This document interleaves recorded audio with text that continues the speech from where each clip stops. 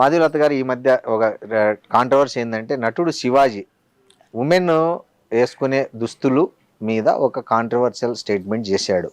మీ దృష్టికి నాకు తెలియదండి, నాకు రాలేదండి నిజంగా. ఆయన ఏమన్నాడంటే నిండుగా వేసుకోవాలమ్మా హీరోయిన్లు, అలా వేసుకోకుండా సామాన్లు కనిపించేలాగా పోతే మన నిధి అగర్వాల్ మీద ఏదైతే అట్లా జనం మోక దాడి జరిగిందో అలాంటివి వస్తాయి. అసలు ఈవెన్ మీకు పైకి మంచిగా మాట్లాడే వాళ్ళు కూడా లోపల మాత్రం తిట్టుకుంటారు, దరిద్రపు ముండా ఇట్లా బట్టలు వేసుకుంది అని అనుకుంటారు. మంచిగా నిండుగా వేసుకోండి, చూసే గౌరవం ఉంటుంది, నిండుదనం కప్పుకుంటేనే ఎక్కువ గౌరవం వస్తుంది అని ఒక ఆడియో రిలీజ్ ఫంక్షన్లో చేశాడు. సో దాని మీద నటి అనసూయ తీవ్రంగా స్పందించారు. ఆమె ఏమన్నారంటే స్త్రీలు ఏం వేసుకోవాలో కూడా మీరు చెప్పాల్సిన అవసరం లేదు, స్త్రీలకు ఏది ఇష్టమైతే అది వేసుకుంటారు, మీరు అవన్నీ మీరు గీతలు గీసేయద్దండి ఇప్పటికి కూడా 21వ శతాబ్దంలో. సో మీరు మీకు నిజంగా స్త్రీల పట్ల కన్సర్న్ ఉంటే అరే ఆ అమ్మాయిని ఎందుకు అలా మూకదాడి చేశారో, అమ్మాయిలు మీ అక్క చెల్లి మీ అమ్మ చూడలేదా మీరు అని అట్లా చెప్పండి, కానీ మగవాళ్ళకి గీయండి హద్దులు, ఆడవాళ్ళకి కాదు అన్నారు. దీనిపైన మాధవీలత గారి స్టేట్మెంట్ ఏంటి? నేను ఒక విషయం చెప్తాను, ఇది అనసూయ గారికి సంబంధించింది కాదు, అమ్మాయి హీరోయిన్కి సంబంధించింది కాదు, శివాజీ గారికి సంబంధించింది కాదు. ఏమైందంటేనండి, అసలు ఒకప్పుడు కనుక మీరు ఒక 2000 సంవత్సరాల వెనక్కి వెళ్ళిపోతే భారతదేశంలో స్త్రీ చాలా స్వేచ్ఛగానే వస్త్రధారణ వేసుకునేది. అందుకే మీరు ఇప్పుడు కూడా మనం దేవీ దేవతల విగ్రహాలు చూస్తే, మన రవివర్మ గారి ఆర్ట్ చూస్తే ఒక సింగల్ వస్త్రం ఉంటది, చాలా చాలా సెక్సీగా తయారయ్యేవారు స్త్రీలు. ఆ స్వేచ్ఛ వల్లనే అంటే ఆవిడకి ఎలా కావాలో అలా శృంగారం చేసుకునేది స్త్రీ. ఎన్నైనా ఆ స్వేచ్ఛ వల్ల ఆవిడంత స్వేచ్ఛగా ఆలోచించగలుగుతూ ఉండేది. అంటే దీనివల్ల అది వస్తుందా అంటే అలా ఉంటుందా ఉండదా అని కాదు, freedom is freedom end of the day. ఎన్నైనా కరెక్ట్. నగలు వేసుకునేది, ఆ చక్కటి నడుము వంపులతోటే చక్కగా చీర కట్టేది. చీర అంటే ఇప్పుడు చీర కాదు, యాక్చువల్లీ గోచి తీసి కట్టేది. అంటే మీకు ఆ నడుమంతా కాళ్ళతో సహా ఒక చక్కటి శిల్పంలాగా ఉండేది. కానీ మన దురదృష్టం, ఆవిడ చాలా తెలివైంది. ఆవిడ స్త్రీ, భారతదేశం స్త్రీ విపరీతమైన తెలివి. ఎందుకంటే ఆవిడ ఎవరు అణగ తొక్కలే ఏ పురుషుడు. అందుకే మనకి అమ్మవారు స్త్రీ, మీరు ఆయుధ పూజ స్త్రీ, చదువు స్త్రీ, డబ్బు స్త్రీ, కడావిడికి ఏడిస్తే కూడా జ్యేష్ఠాలక్ష్మి స్త్రీ, అక్కడ స్త్రీ, భూమి స్త్రీ, భూమి స్త్రీ. కాబట్టి అన్ని అమ్మవారు స్త్రీయే. మనకి ఏది మన జీవితంలో ఉండే లాభ నష్ట సుఖ దుఃఖం అందరూ స్త్రీలే మనకి. అంటే ఆవిడ లేదా జగత్తు లేదు అన్న ఒక భావన. భారతమాత స్త్రీ, మగవాడు మాత్రం ఆవిడ పంచన ఆవిడ నీడన ఉండి తన పని తాను చేసుకుంటూ స్త్రీకి సహాయంగా ఉంటూ సహకారంగా ఉంటూ ఒక నాణానికి 2 వైపుల్లాగా రాణించాం మనం. అందుకే భారతదేశాన్ని గోల్డెన్ బర్డ్ ఆ స్థాయికి ఎదిగిపోయాం. దీని మీద ప్రపంచానికంతా దృష్టి పడేంత ఎత్తుకు ఎదిగిపోయాం. ఇక్కడ ఒక రాత భారతదేశానికి. ఎందుకంటే ఇది స్త్రీ పురుషులు ఇద్దరూ తెలుసుకోవాల్సిన విషయం. ఇలా మేమే కొట్లాడుకున్నాం అనుకో, ఎక్కడికి దారితీస్తుంది ఆయన, ఇది ఎక్కడికి పోదు. ఈ విదేశీ ఆక్రమణలలో వాళ్ళు మీరు స్పానిష్లు అనండి, పోర్చుగీస్ అనండి, పర్షియన్స్ అనండి, మొఘల్స్ అనండి, ఎవడనండి, బ్రిటిషర్స్ అనండి, రాగానే వాడి కన్ను ముందు మన డబ్బు మీదో భూమి మీదో పడలే, మన స్త్రీ మీద పడింది. ఎందుకని? వాళ్ళ దేశాలలో ఈ వెధవలందరూ ఇప్పుడు ఆ శివాజీ గారు వాడిన దద్రభూతులంతా వాళ్ళకి చెందాలి నేను అనలేను కాబట్టి అటు పంపించండి. బైబిల్లో రాసింది మీకు అన్నిట్లో తల నుంచి కాళ్ళ వరకు బంధించేసి వాళ్ళని ఇలా అడగదొక్కి చంపేసి స్వేచ్ఛగా మన స్త్రీ మీద కన్ను పడింది. 1 సంవత్సరమా, 2 ఏళ్ళ, 3 ఏళ్ళ, ఈ 100ల సంవత్సరాలు ఈ స్త్రీని హింస పెట్టి నలిపి పారేశారు. ఈ ప్రయాణంలో భారతదేశంలో ఉన్న మగవాడు ఎవరు? ఆ తండ్రి, ఓ భర్త, ఓ అన్న, ఒక తమ్ముడు, ఒక కొడుకు. ఇన్నేళ్లలో వీళ్ళకి ఎక్కడో తెలియని భయం, కాపాడుకోలేమన్న పిరికితనం, బాధ, అంతే ప్రేమ. ఈరోజు 21వ శతాబ్దం వల్ల మనం గొప్పవాళ్ళమో స్వేచ్ఛగా బట్టలు వేసుకోవాలో కాదు శ్రీనివాస్ గారు. 2000 సంవత్సరాల క్రితమే మనం స్వేచ్ఛాజీవులం అండి. అత్యాధునికత మనకి. అవును. ఈరోజు ఇంకా ఒక దాస్య శృంఖలాలలో బతుకుతున్నాం మనం. ఎంతసేపు బెంగ.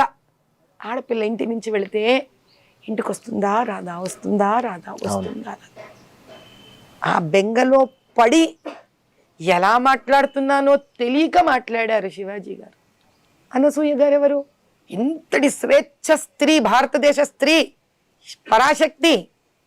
అనసూయ గారిని ఎలా చూడాలి ఇప్పుడు మనం? పరాశక్తి అంటే 2000 సంవత్సరాల క్రితమే DNA RNAలో స్వేచ్ఛ, శక్తి, యుద్ధం, వంట, ఫైనాన్స్ మేనేజ్మెంట్, ఆంటర్‌ప్రెన్యూర్‌షిప్, మీరు ఏది అడిగితే అది ఉన్న స్త్రీ. ఎక్కడ పోతుందా DNA? ఈ 2000 సంవత్సరాలుగా మనం అణగదొక్కిపడ్డాం స్త్రీలు. ఎందుకని? ఈ విధవల నుంచి కాపాడుకోవడానికి. కాబట్టి వీళ్ళు వాళ్ళని తిట్టుకొని ప్రయోజనం లేదు, వీళ్ళు వాళ్ళని తిట్టుకొని ప్రయోజనం లేదు. ఈ రోజు మనం చేయవలసింది ఏంటి కర్తవ్యం అంటే, ఆవిడ నుంచి ఒక పాయింట్ తీసుకోవాలి. ఏమని? మీకు అక్కలు చెల్లెళ్ళు లేరా? ఆహా, ఇదని వేస్ట్. అక్కలు చెల్లెళ్ళు ఉన్నారు ఏమిటి బాధలు వీళ్ళకి. ఇప్పుడు మనం సైకాలజీ అర్థం చేసుకోవాలి. మన దగ్గర ఉన్న ఇండ్లల్లో మగవాళ్ళందరికీ తల్లి కూర్చోబెట్టి, నాన్న తల్లే కదా మరి చెప్పాలి. ఇప్పుడు మగవాడు నీకు అక్క చెల్లెలు లేరా అంటే ఆ మగవాడు ఇంకో మగవాడికి ఏం చెప్పుకుంటాడు? చెప్పలేడు. మళ్ళీ బాధ్యత స్త్రీదే.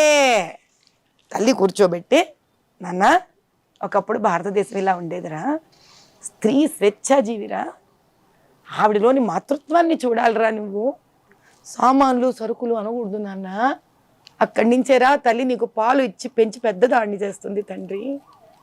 కాబట్టి నీ ప్రతి స్త్రీలో ఒక మాతృభావనని చూడగలుగురా నాన్న అని తాను గర్భం దాల్చినప్పటి నుంచి ముందు ఆ స్త్రీ తన ఇంకొక స్త్రీని గౌరవించగలగాలి. గర్భంలో నుంచి వస్తున్న శిశువులోని కణాలు తయారవుతాయి చూడండి, ఆ సందర్భం అప్పటి నుంచే స్త్రీ మీద భక్తి భావన. సనాతన హిందూ ధర్మంలో ఒక ప్రహ్లాదుని లాంటి కొడుకు నాకు పుట్టాలని కోరుకోవాలి. స్త్రీ ఏమి ఇంకా పురుషుడేమి, ఈ సమాజానికి సమస్య తీరినట్టే కదా. ఇప్పుడు ఉన్న తల్లులు ఇండ్లకు పిలిచి ఈ రోజు నుంచి వాళ్ళని ఏ చిన్న వయసు అయినా సరే గ్రూమ్ చేయడం నేర్పించాలి. తద్వారా సమాజం అక్కడికి మార్పు తెచ్చేంత వరకు స్త్రీలు కూడా వీళ్ళని ప్రేరేపించినట్టుగా కాకుండా కొంచెం జాగ్రత్తగా వీళ్ళు కూడా మసలుకోవాలంటే ఒకటే సైడ్ నుంచి చప్పట్లు రావు. కాబట్టి రెండు వర్గాలు కృషి చెయ్యాలి. దేనికి? అటువంటి స్వేచ్ఛ భారతదేశము ఈ బోడి తెల్లోడు నేర్పించిన స్వేచ్ఛ కాదు, అనంత స్వేచ్ఛతోటి 2000 సంవత్సరాల క్రితం ఏ స్త్రీ శక్తివంతురాలుగా బతికిందో అటువంటి స్త్రీ స్వేచ్ఛ మళ్ళీ కలగాలని, యుద్ధం చెయ్యగలగాలని, రాజకీయంలో నిలబడగలగాలని, సంస్కృతం వేదాలను పఠించగలగాలని, యజ్ఞం చేసే హక్కు రావాలని, జన్యుధారణ చేసుకోగలగాలని, అటువంటి భారతనాటి కావాలి. మళ్ళీ ఒక గార్గి రావాలి, ఒక లోపాముద్ర రావాలి, ఒక సీతమ్మ వారు రావాలి, వీళ్ళందరూ తిరిగి రావాలి మళ్ళీ భారతదేశంలో. వీళ్ళేంటయ్యా మనకు నేర్పించేది? అటువంటిది రావాలని మళ్ళీ రెండు వర్గాలు కోరుకోవాలి, అప్పుడు పరిష్కారం దొరుకుతుంది. అంతేగాని ఇద్దరిది తప్పు కాదు, ఇద్దరిలో రెండు పక్కల తప్పులు ఉన్నాయి, ఇద్దరిలోనూ తప్పులు లేవు. ఇద్దరిలో ఎవరి మీద ఎవరికి కోపాలు లేవు, ద్వేషాలు లేవు, భయం, బాధ. ఇప్పుడు Asaduddin Owaisi politics, clean politics చేస్తున్నాడా, పొల్యూటెడ్ పాలిటిక్స్ చేస్తున్నాడా మీ దృష్టిలో? నేను ఎప్పుడు జై పాలస్తీన్ అనలేదండి. నేను జై పాలస్తీన్ అనలే. ఓకే. నాకు బుద్ధుడికి నేను ఎప్పుడు జై భారత్ మాతాకి జై అనను అని అనలే. నేను బుద్ధి ఎరిగి ఎప్పుడు రామచంద్రుడి తల్లి కౌసల్యాదేవిని తిట్టలే. నేను బుద్ధి ఎరిగి ఎప్పుడు మా తమ్ముళ్ళు, అక్క చెల్లెళ్ళు, అన్నదమ్ములు, భాగ్యలక్ష్మీదేవి అమ్మవారు ఇంటికి వచ్చి గిన్నెలు దోముతుందని నేను అనలే. నేను బుద్ధి ఎరిగి ఏ రోజు హిజాబ్ వేసుకోకపోతే నువ్వు స్త్రీవే కాదు, ఉత్తరప్రదేశ్లో మగవాడు పెళ్ళాన్ని, ఇద్దరు చిన్న ఆడబిడ్డల్ని ఇద్దరిని ఒక ముస్లిం హిజాబ్ వేసుకోలేని చంపేసినా కూడా మాట్లాడకుండా ఉంటాను. ఇవన్నీ మరి క్లీన్ పాలిటిక్స్ ఎట్లయితాయో నాకు తెలియవండి. I don't know if this is clean politics. మరి 11 ఏళ్ళుగా 11 ఏళ్ళు కాదు, 45 ఏళ్ళు ఆయన చేస్తున్నది. కానీ 11 ఏళ్ళుగా కేంద్ర ప్రభుత్వంలో ఉన్న మోడీ గారు కానీ, అమిత్ షా గారు కానీ, ఏ రాష్ట్రంలో, చాలా రాష్ట్రాల్లో ఉన్న మత రాజకీయ నాయకుల పట్ల కానీ లేకపోతే వివిధ ప్రతిపక్ష నాయకుల మీద కానీ అవినీతి కేసులు, ఈడీ కేసులు, ఇన్ని కేసులు పెట్టారు. ఇంతవరకు ఒక్క సింగల్ కేసు అసదుద్దీన్ మీద ఎందుకు లేదంటారు? అసదుద్దీన్ ని సపోర్ట్ చేసే కొన్ని సంస్థలు ఉన్నాయి. ఏంటంటే అసదుద్దీన్ సపోర్ట్ చేసే కొన్ని సంస్థలు ఉన్నాయి. వాళ్ళందరి మీద కూడా ఈడీ రైడ్లు జరిగాయి. అవునా?